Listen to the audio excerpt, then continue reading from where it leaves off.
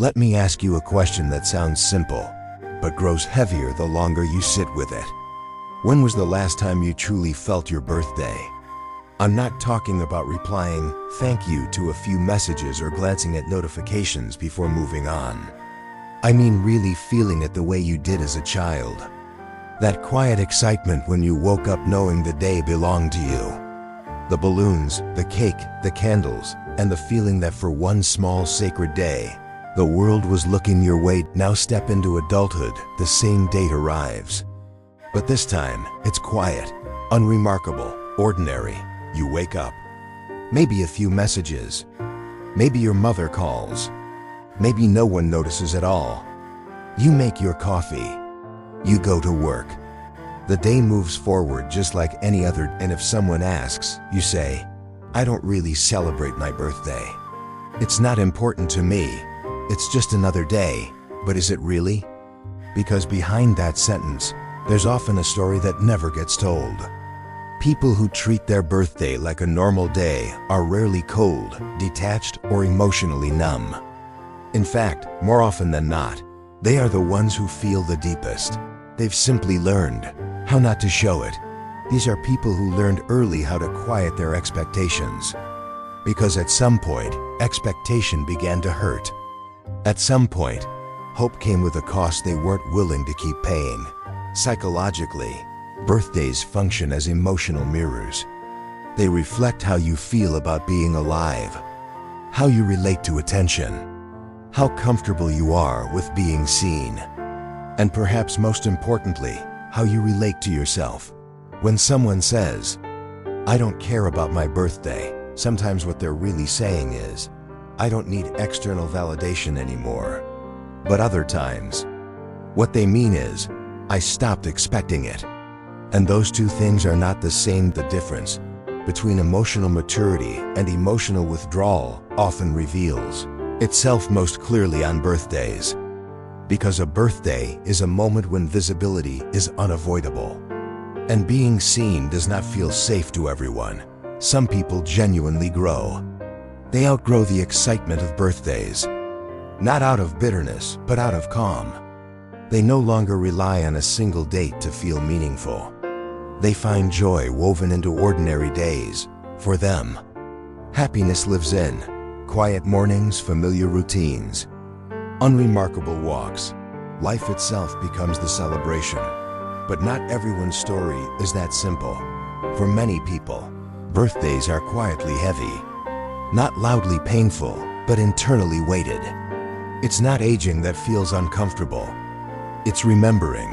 They may remember being forgotten.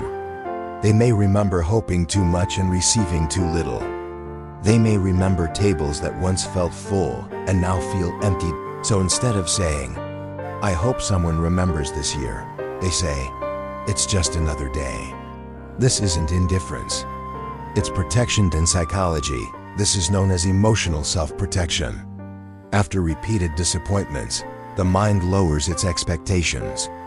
It dampens anticipation. It regulates hope because to the brain, stability feels safer than excitement.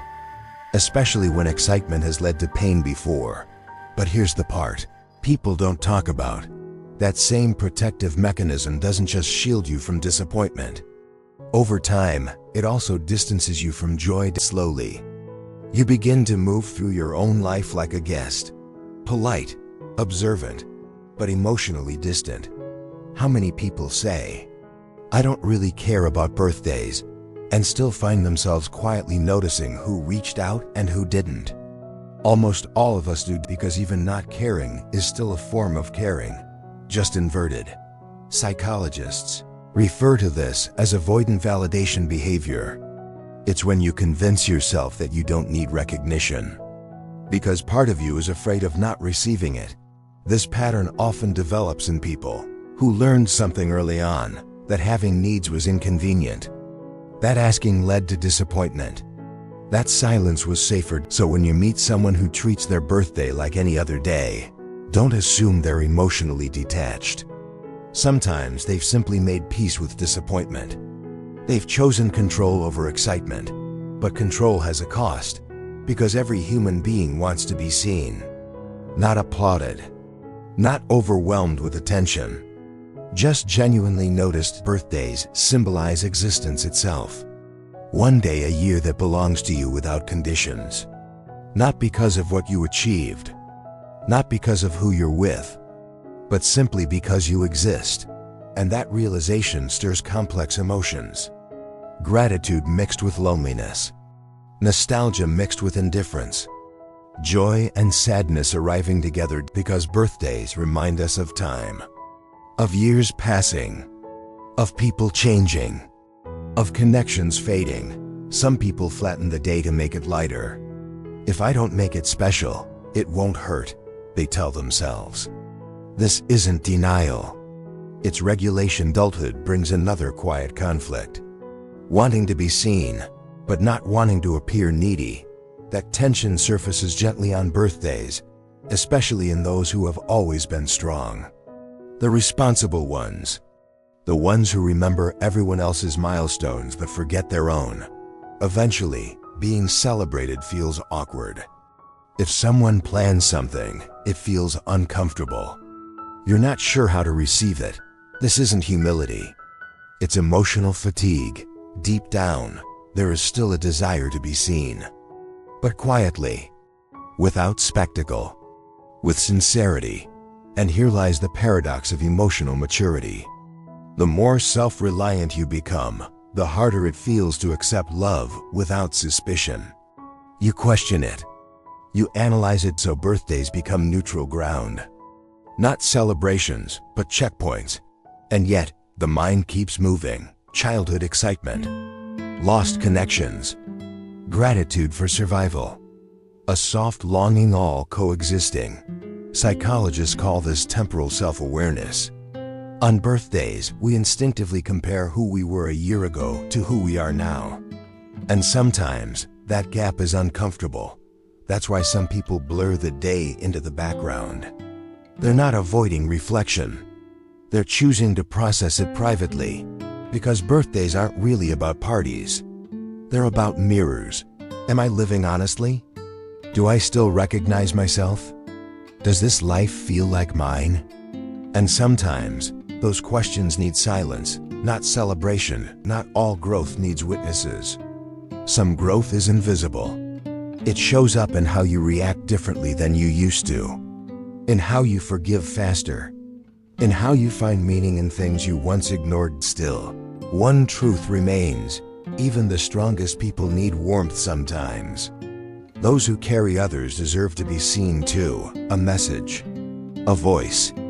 A moment of remembrance for someone who says, "It doesn't matter. What matters isn't the celebration. It's the sincerity." Because no one truly wants to be invisible.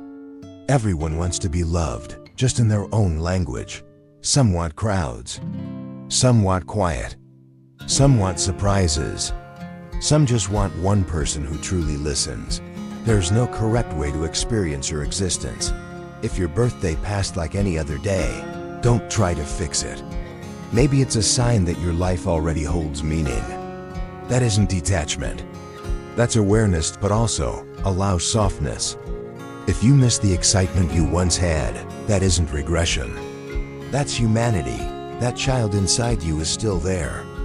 Not waiting for a party, but for acknowledgement. For a simple sentence, "I see you. We made it another year." And maybe that's the most honest celebration there is. Quiet, unimpressive, but lasting. Growing up isn't about removing joy. It's about redefining it. And yes, if someone remembers, let them. Let them say your name, because you matter.